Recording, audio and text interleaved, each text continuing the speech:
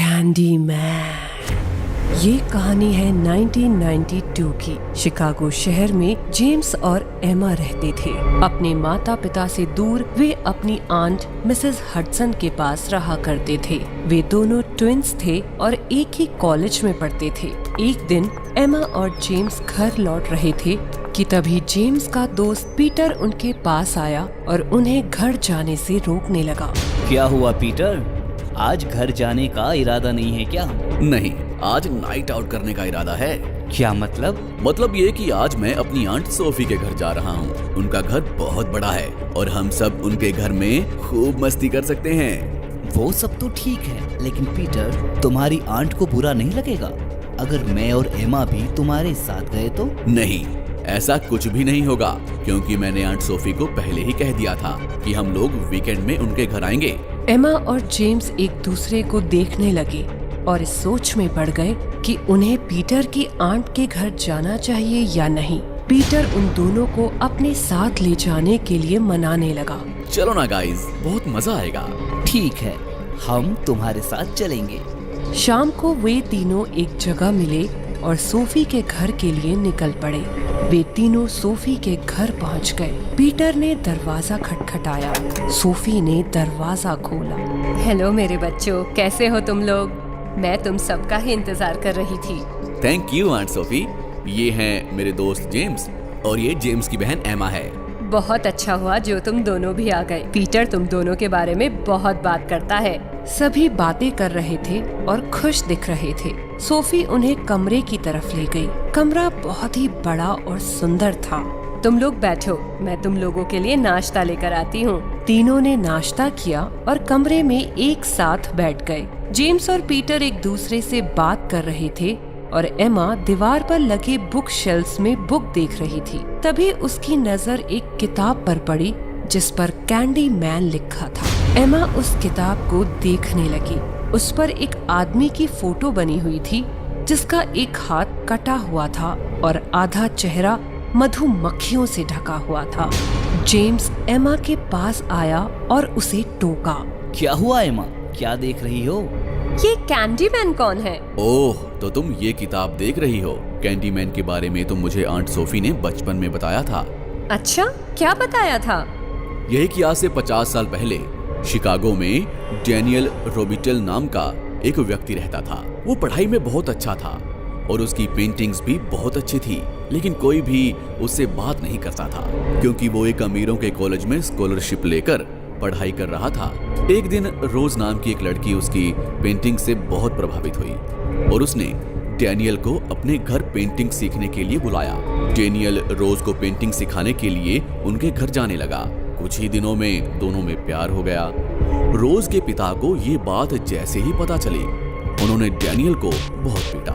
उसका एक हाथ काट दिया और उसके शरीर पर शहद लगाकर मधुमक्खियां छोड़ दी। डैनियल की तड़प तड़प कर मौत हो गई। ये तो बहुत बुरा हुआ बेचारे डैनियल के साथ। कहते हैं डैनियल की आत्मा अभी भी भटक रही है।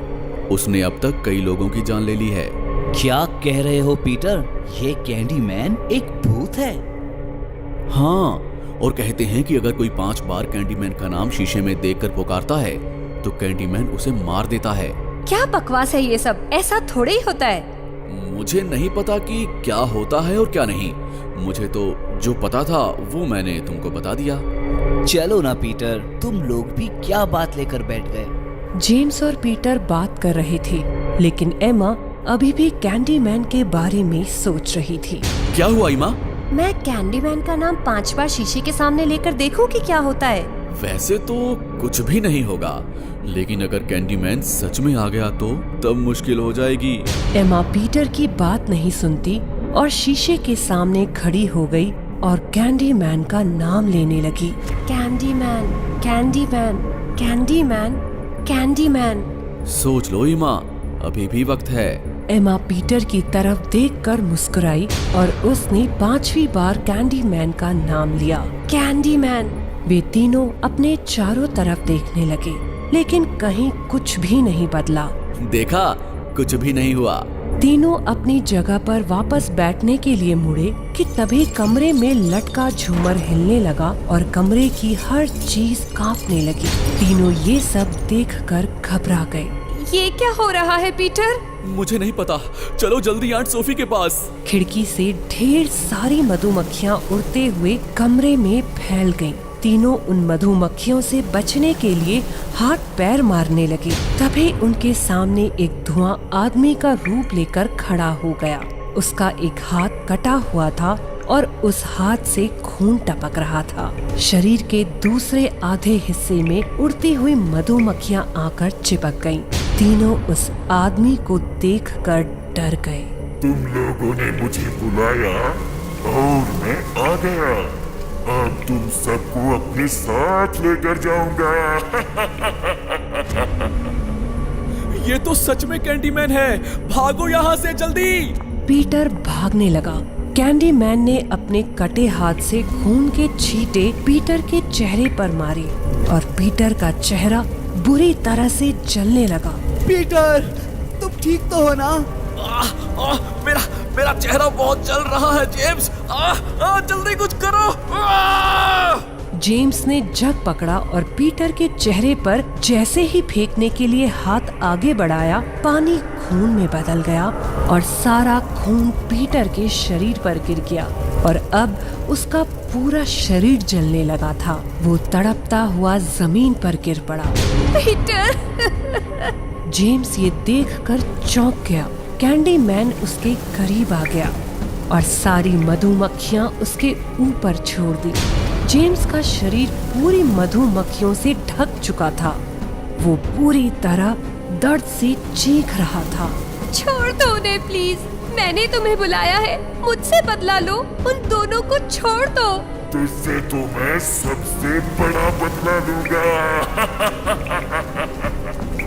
एमा भागते हुए दरवाजा खोलने लगी, लेकिन दरवाजा इतनी जोर से बंद था कि उसकी हर कोशिश बेकार गई। सोफी को जोर जोर से दरवाजा खटखटाने की आवाज आई। ये आवाज तो बच्चों के कमरे से आ रही है। सोफी भागते हुए उस कमरे तक गई। वो दरवाजा खटखटाने लगी। पीटर, दरवाजा खोलो।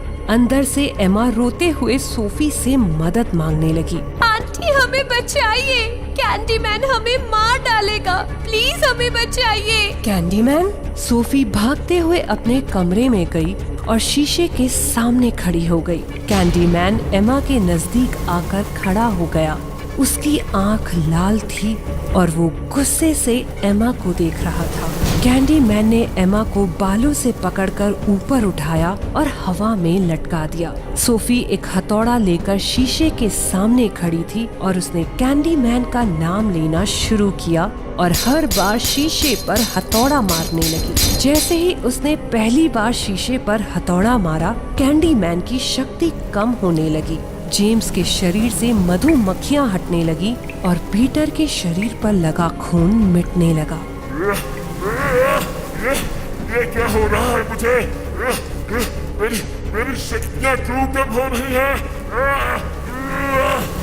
एमा भी उसके हाथ से निकल गई। सोफी ने 5वीं बार कैंडीमैन बोला और शीशे को हथौड़े से बुरी तरह तोड़ दिया। कैंडीमैन कांच की तरह जमीन पर बिखर गया और कमरे से गायब हो गया।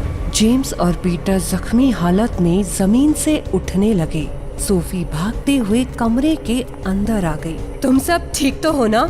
हाँ आंटी, हम सब ठीक है। सब मेरी गलती है, मैंने ही उसे बुलाया था, सब मेरी वजह से हुआ। कोई बात नहीं एमा, लेकिन ये याद रखना कि फिर कभी उसे मत बुलाना। एमा, जेम्स और पीटर अपने घर लौट आए, लेकिन इस हादसे को वे लोग कभी नहीं भूल पाए।